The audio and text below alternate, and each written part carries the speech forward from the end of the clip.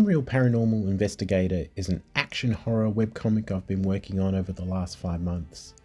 You've seen a lot of the behind the scenes of the creation process, such as time lapses and how I colour the pages of the comic, but today I want to tell you more about the title character and his backstory.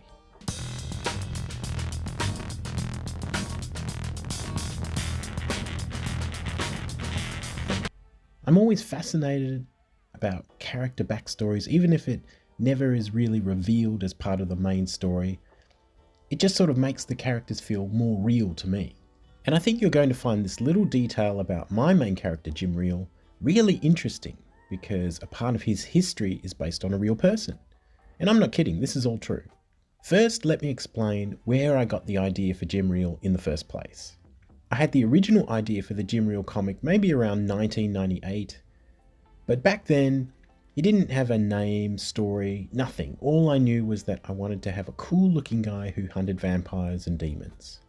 Little did I know that in that same year a little movie called Blade, starring Wesley Snipes, was going to come out. So this put a huge spanner in the works. I thought, I can't make a comic about a character who looks so similar to this guy, can I? It would just look like I'm riding on the coattails of that movie. So I put the whole thing aside and forgot about the idea. Until about 2022, 2023, when, for a bit of fun, I drew this guy sitting in a chair holding a katana and looking ready to dish out some pain. I put it online and it got a really great response. People really wanted to see more of this, and I vaguely mentioned I might make a short story out of it. Then it hit me, hey wait, this is the guy, this is that character I'd made up all those years ago. This is what he needs to look like. And the afro gave me the time it was to be set in, and the rest of the ideas and stories started to flow from that. It was going to be an action horror set in the 70s with a similar vibe to all those James Bond, Shaft and horror movies of that era that I love to watch. I wanted it to be fun and entertaining, but felt like you were watching a movie of that era translated into a comic. I also didn't want it to be an ongoing series where each issue dealt with a new threat or villain. Instead, I kind of wanted it to have a similar format to the Hellboy comics, with an exciting short series and our main character going up against one world-ending threat. That all comes together as one story that you can jump into, read, have fun with, and enjoy again and again until the next epic adventure comes along. James Bond, Blade, Hellboy, Dirty Harry, Conan, Enter the Dragon, and more were all movies and comics that influenced the look and feel of what I'm trying to achieve with this comic. I started to play around with different name ideas for the character. It had to be something easy to remember, sound catchy, but had a bit of a 70s vibe. So I went back to some of the inspiration for the look of the character, and I used part of the name from Jim Kelly of Black Samurai and Enter the Dragon, and the last name was a little play on the idea that he's not real after all. He's no longer a real person but something else, sort of an assassin for this secretive organization of paranormal investigators, and I just switched it to R-E-E-L rather than R-E-A-L for fun. Man, you come right out of a comic book. But even after I worked out the character's name, there was still one thing missing. Who is Jim Reel? He needed some kind of origin story. Even if I never really dive into it or make it part of the comic, I still felt he needed to have some sort of origin story that would help me work out what the character's motivations and personality were. And then I remembered something that I'd read a few years earlier about the real-life African man who became a Japanese samurai in the year 1582. They called him Yasuke. Have you heard of this guy? This is a fascinating story, and the first time I read it, I thought this can't be true, but it is. Yasuke was a 6-foot-tall African man, maybe 26 to 27 years old, who arrived in Japan around the year 1579. Before he became a samurai, he was in the service of an Italian missionary named Alessandro Villagnano, who was inspecting the Jesuit missions for the Catholic Church across East Africa, India, and East Asia.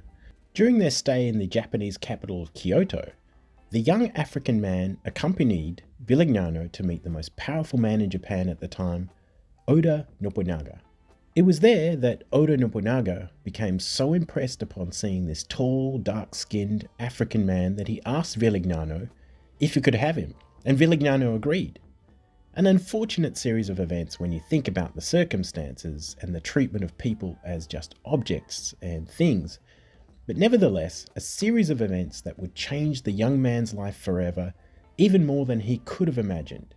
Given the name Yasuke by the Japanese warlord, and able to speak a little Japanese, the two slowly built a strong bond.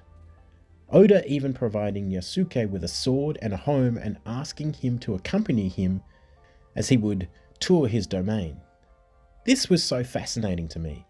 When you think about that time in the world, the blending of customs and cultures to us now seems so fluid, but what would it have been like to someone back then? Now, the records of Yusuke's life in Japan are short, and it is possible that he may have only been in Japan for as little as 3 years.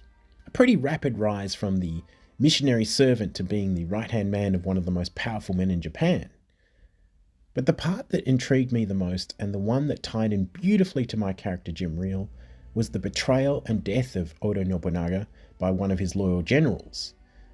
During an attack on Oda by his general, Yasuke fended off the attackers trying to save Oda and his family. It's said that Yasuke fought valiantly for the life of his friend Oda Nobunaga, but the opposition was too strong and defeated them. Little is known about Yasuke after this event, but according to some historical records, he was sent back to the Jesuit missionaries to be treated for his injuries and survived.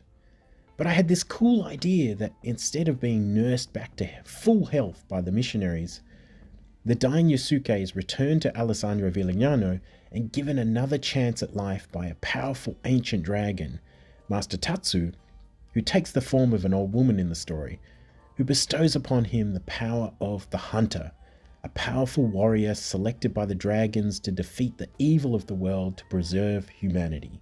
Yasuke, now more than just an ordinary man, is guided and trained by Master Tatsu, traveling the world hunting the beasts and evils that threaten us all. And that is where the origins of Jim Reel come from. I thought it would make for an interesting character that not only does he hunt the supernatural, but there may also be an element of supernatural about himself. A little bit like the Christopher Lambert Highlander character, there can be only one type of thing. There can be only one.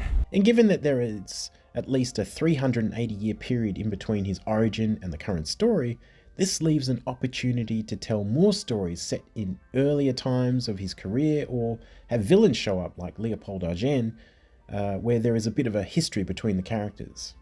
If you're ready to check out the current story as it unfolds, you can read it online right now.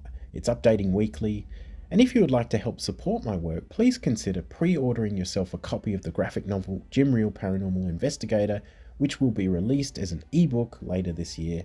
Pre-ordering the book not only helps with the creation of the book, but you get the chance to see extra artwork and more. Plus, you'll get a really fun and amazing original story that I have planned as part of the ebook. I can guarantee you're going to love reading Reel Paranormal Investigator. It's going to be a fun and entertaining thrill ride of action and horror. One of those stories that just leaves you with a smile of satisfaction on your face as you come to the last page and give a sigh of relief, safe and thankful knowing that somewhere out there, Jim Reel is keeping us safe in our warm, cozy beds from the horrors that lurk in the shadows. Bye for now.